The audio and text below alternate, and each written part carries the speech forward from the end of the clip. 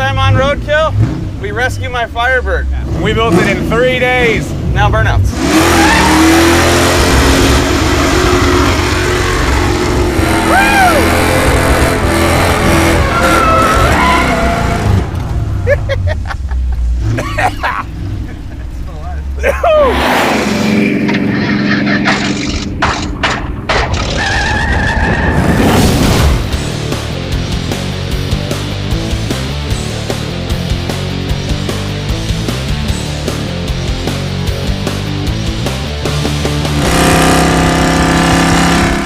Last time on Roadkill, Finnegan bought one of his dream cars, a 1969 Pontiac Firebird that we slapped together in 2 days. And that is not the smart thing to do when your goal is to run in Tire Rack's One Lap of America competition.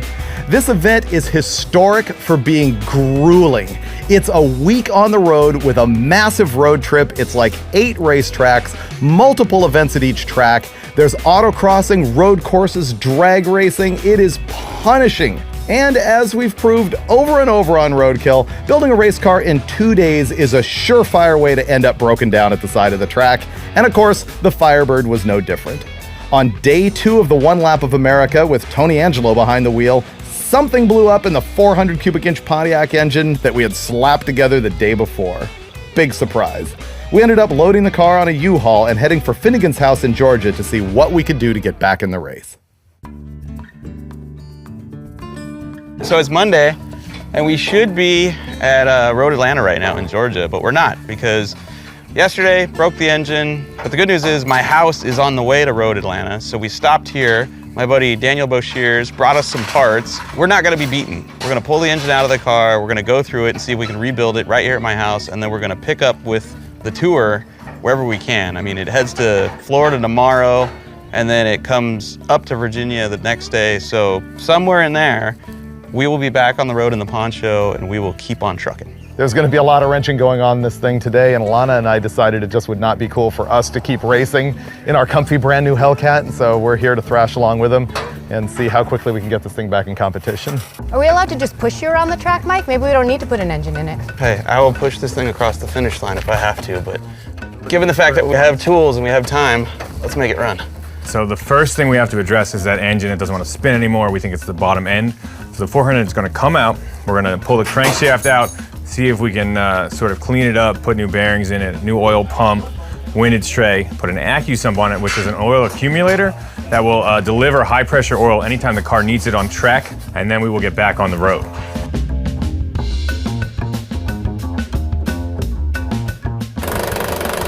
There wasn't a bottom bolt in this. Oh, That got worse. What happened? that escalated quickly. Yeah. Yep. I need some more rags. A lot of people are like, you guys were unprepared. How could you have started this race, you know, with a car this like patched together? Thing is, for us, nothing ever gets done until it has to. So this is a good way to get a whole car finished in a few days. You got to get it done and hit the road, and then you're required to fix it. Whereas if you were home, you'd sit around and procrastinate and play with the kids and have a beer, go, I don't wanna. Wife would go, I don't want you to. This way it has to happen. It's a genius plan, actually. It's the Roadkill plan. You should get on board with it. Drive shaft out.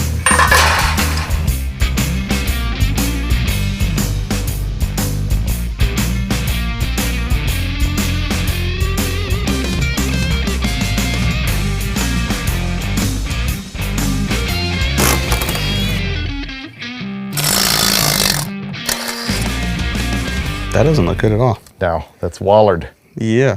So when we were at Diversified Creations, we didn't have the right pilot bearing for the back of the crankshaft. And we took the wrong one, turned it down in the lathe, put it in there, and we got the trans installed, but apparently the input shaft wasn't exactly in there the whole time. Yeah, it wasn't in that bushing at all. Yeah, You and can so see. it was actually running around the outside of the bushing. Which explains vibration, which explains Trans coming popping out of gear, And which potential explains engine damage. how that's all hashed. I don't think it's engine damage.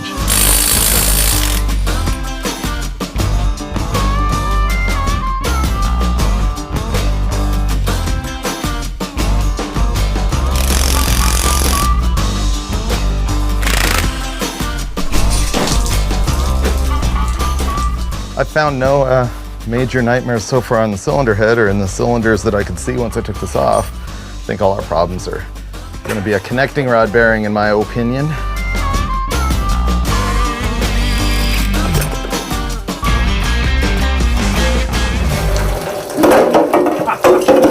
Or we could have just taken them out. They got your shoe.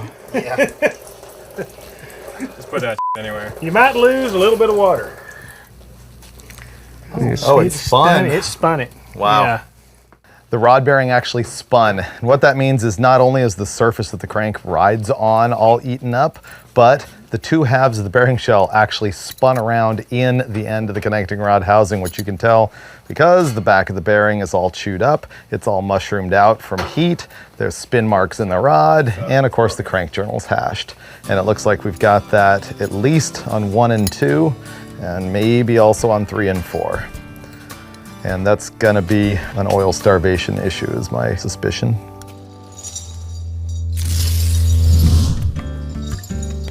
It's Tuesday, and right now, everyone that's currently injured and moving along on One Lap of America is in Florida. Having fun, racing. At Sebring. Yeah, a at legendary Sebring. track.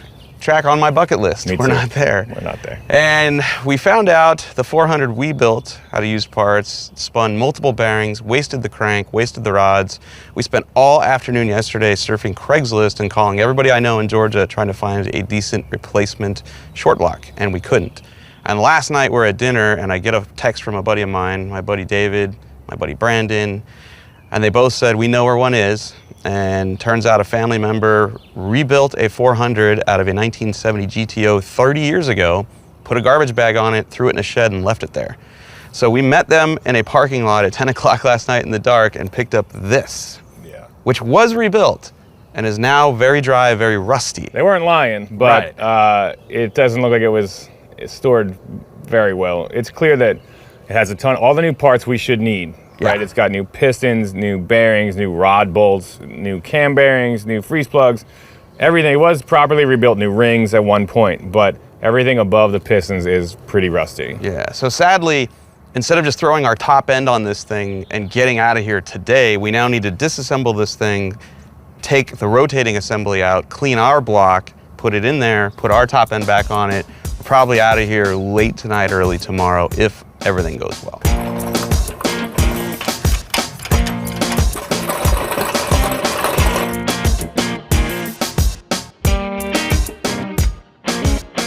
So all this metal that's in the bottom of the oil pan, I've been trying to get it out for probably 20 minutes.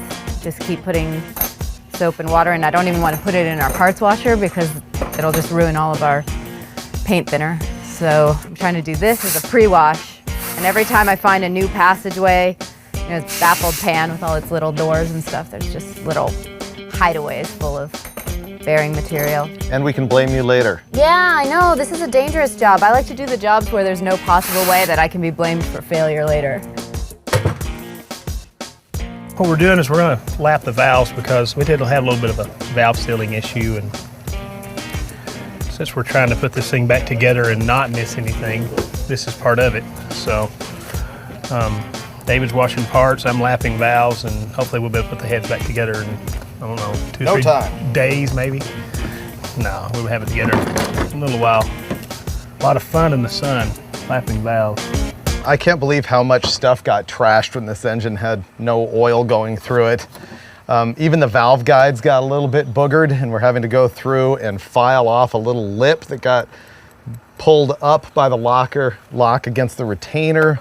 And I'm going through here now after everything has been cleaned up and just lapping the valves back to the seat using the age-old technique with the new technology of a cordless drill of putting a lapping compound on there, holding the end of the valve with a piece of rubber hose clamp it on there, and go to town.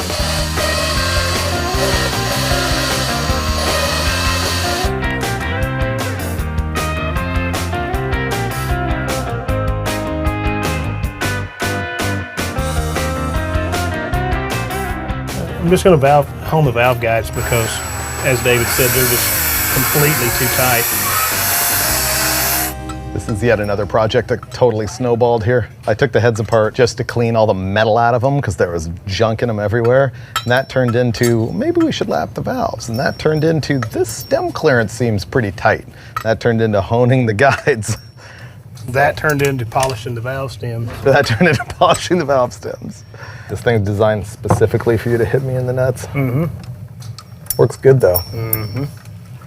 Look at the rhythm and the precision. It's almost like a ballet. It's like a performance ballet. Yeah, you should wear your tights next time. Yeah, I'll probably not do that. No? No. You reserve those for when you're alone at night?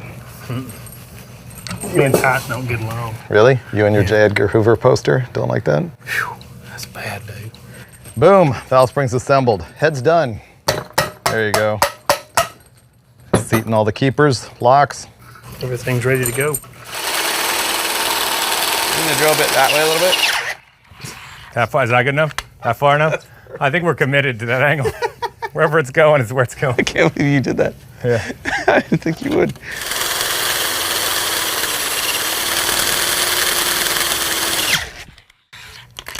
Now the fun part, tapping cast iron. Even at home, sometimes you gotta use the wrong tool for the right job. We're trying to drill and tap our cast iron engine block for an A-end fitting that'll connect our AccuSump to our engine, which is the key to hopefully making the engine live. And I don't have a bottoming tap, and we didn't have the right drill bit, and I'm shortening a standard tap so I can tap it deeper and get the fitting further into the block.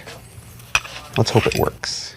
Now that the tap is shorter, it should thread in deeper, cutting much more defined threads into our engine block for our fitting. It's no longer, hey, let's get the engine together, back in the car, fix the transmission, and go to several tracks and earn points and win. It is now just, can we get this fitting in this engine block?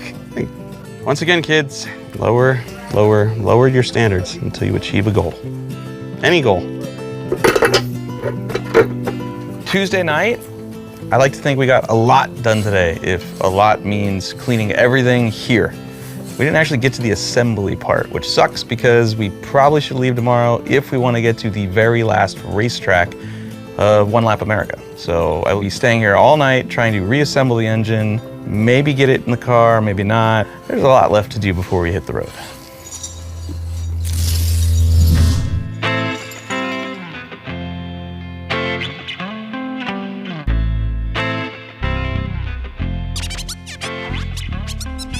Man, almost done. Feels good to be at this point.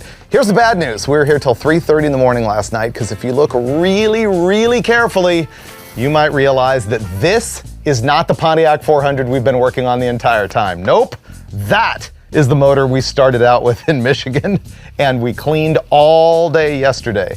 The problem was, after all of that work, we discovered that this piston is just tight enough on the rod that we did not trust it. The last thing we needed was another failure. And so we took the 350 Pontiac that's been in the back of Bo Shear's truck the whole time and stripped the top end off of it and put on our heads, our oil pan, our stuff. But yes, we are just about ready to drop it in the car.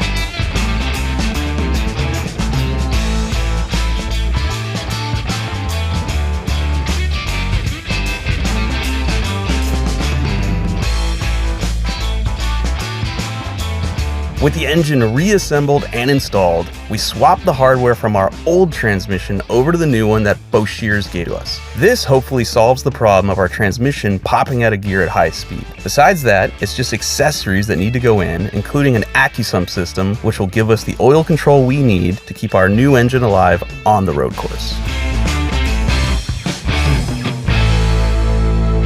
We've been here since Monday, and Today is Wednesday. Today's Wednesday, and the engine's in the car and ready to start.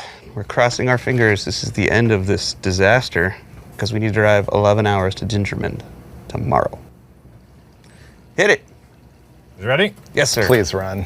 New 350. Perfect. Let's go.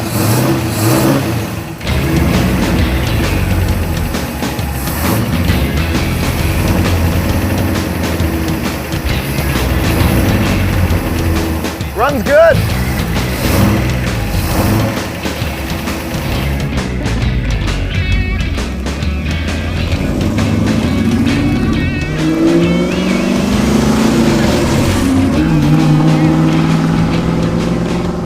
Trans feels good.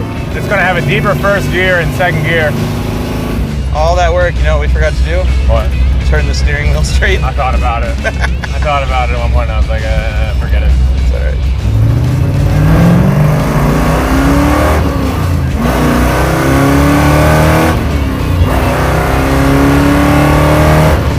Not bad. Not bad. Not bad. The police are right there. Watch this. Cop's gonna be like, you're about to get pulled over for having no hood on your car. And Michigan plates that are expired. Yeah, that expired 20 years ago. Don't pull out, don't pull out, don't pull out. Come on, cop, you got better things to do than to hassle us. Hear that? Not the best. What is that? It's the back of the car. Yeah, well, what is it? I don't know. When you step on the brake, it stops.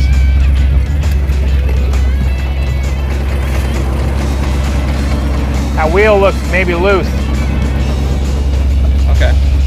Yeah, that sounds like right rear. Oh, it is. I can see it moving. Okay. We'll go back before the wheel falls off. Yeah. All right, but beyond that, she's happy.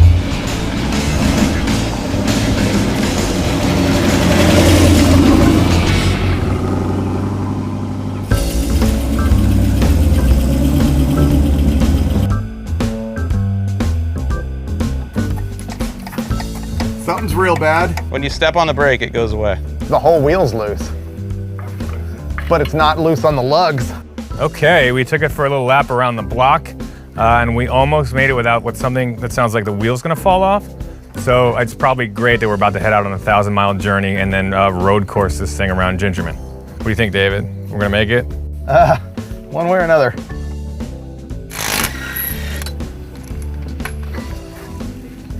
That's what we were hearing when we were wiggling the wheel. After getting the engine in and running, we went for a test drive, and the engine ran great. And then the axle tried to fall out of the car. So now we're once again working on it, not leaving tonight, really long drive tomorrow. This is a Pontiac 10 bolt instead of a Chevy type, so it doesn't have a C-clip inside that retains it. It has 4 bolts out here, and they've just come loose and let the axle flop around. Oh no. What is it? The bolts are not loose. That's terrible. That means the bearing came off its press. Turns out the problem is that the axle's coming in and out like this. I thought it was because the bolts are loose, but the bearing is gonna be loose on the axle shaft. And so we're gonna slam in one from the other 10 bolt that he's got here.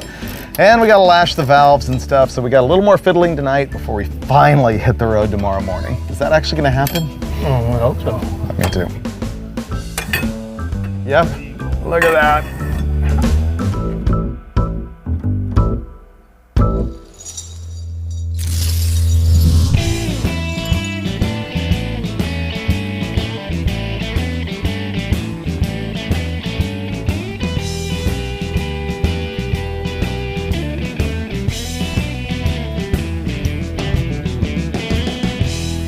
The car works. Might even be better. Overall the same car, probably. Could be worse. Let's try it. Yeah.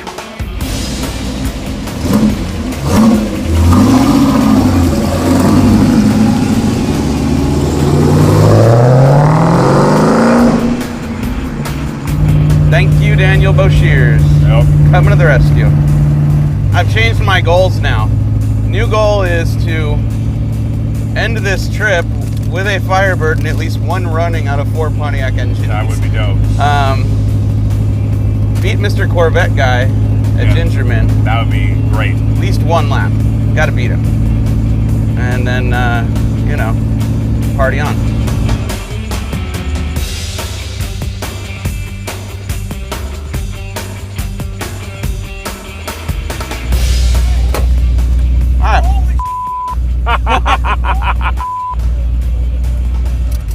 you doing? I seen Roadkill and I was sitting right there and I was like, no way. No way. I'm like, Hey, yeah, I know. we're leaving right now, but here's some stickers. Oh, yes, dude. Oh my God, this is awesome.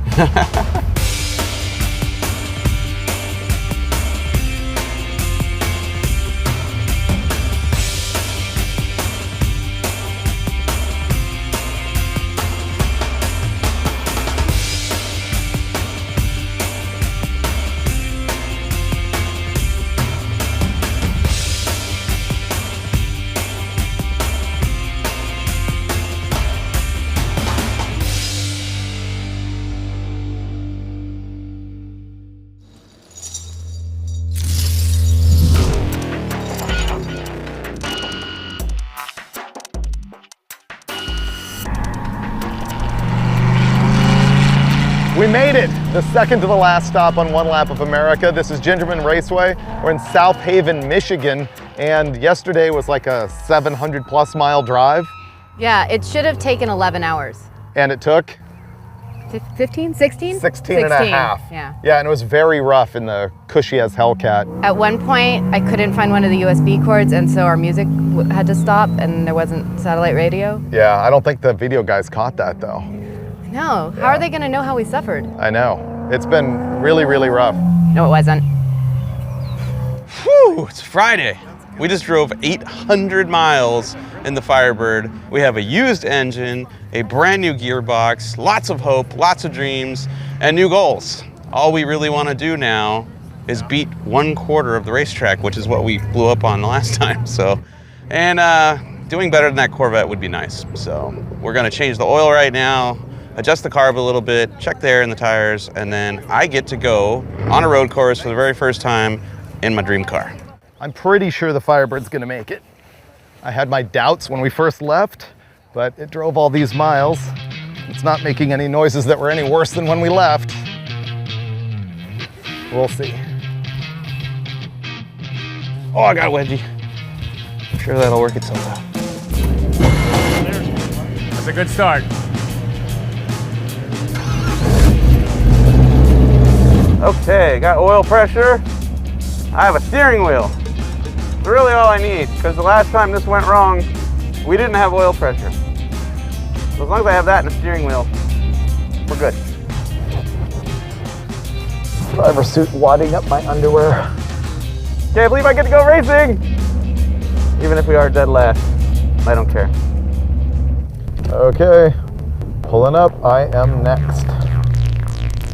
Come on. Please work. Please work. All right, here we go.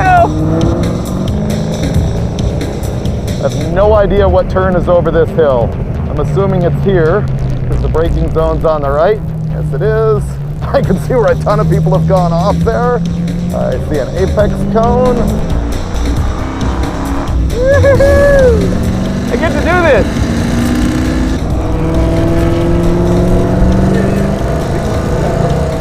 It's a warm-up lap, so theoretically he shouldn't be pushing hard, but it's running.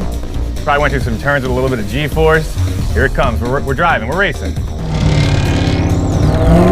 right, here we go. Come on! Yes! Turn that thing.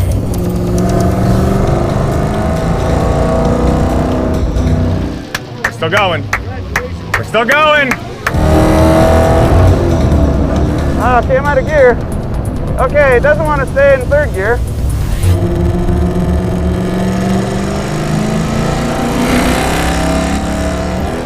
Oh my God, the trans will not stay in third gear. That kind of sucks.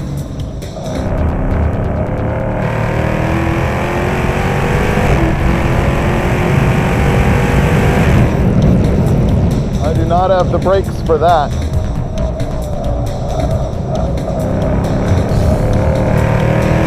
David is gonna be flying.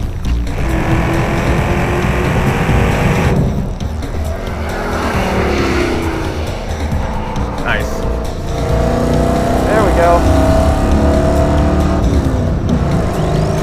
Woo-hoo-hoo! We're hauling ass now.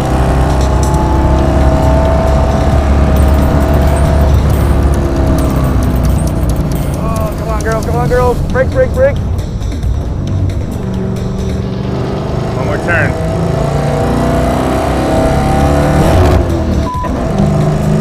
So the trans comes out of third gear under acceleration and deceleration. That's 1 lap. We did 1 lap. We have done 1 lap in America. That's what they call this, right? 1 lap in America, guys. Go, girl, go! Damn it. Pretty much at $3 grand, pops out of third gear all on its own. Kinda sucks. But I don't care, because I'm still racing my high school dream car. Woohoo! Finally racing the Firebird on a real road course after all of the late night thrashing to get it running is badass. This car rips. I don't care that the transmission pops out of third gear. The main thing is it's not overheating, the engine is still in one piece, and the Ride-Tech suspension makes this thing stick to the pavement. In the end, everything we've been through has been worth it. I'm even letting Tony turn a few laps in the Firebird, knowing full well he may nuke my motor again. This has definitely been the best day at work ever. David is out there tearing it up in the Hellcat Challenger as well. It's been a cushy trip for him and Alana, and the car has been outstanding on the track despite having old, worn-out brakes. It's a bummer they had to skip most of their week to help us get the Firebird running, but we couldn't have done it without them. After wrapping it up at Gingerman Raceway, we headed back to Tire Rack in South Bend to finish off the week with burnouts and drifting.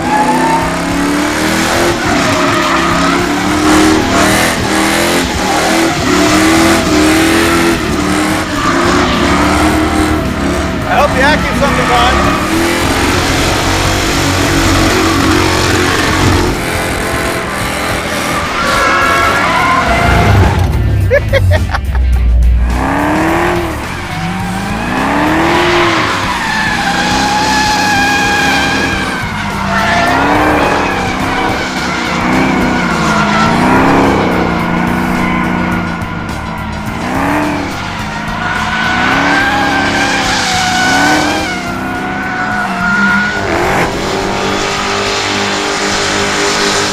All in all, despite all of the breakdowns and having to piece together 3 engines to make one that would run, I was able to buy one of my dream cars, build it, road trip it, and race it in 1 lap of America.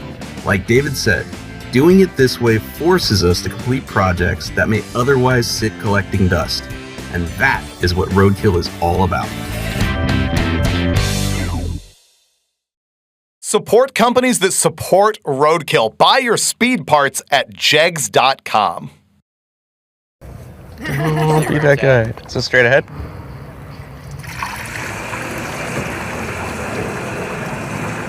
Might have spilled a little there.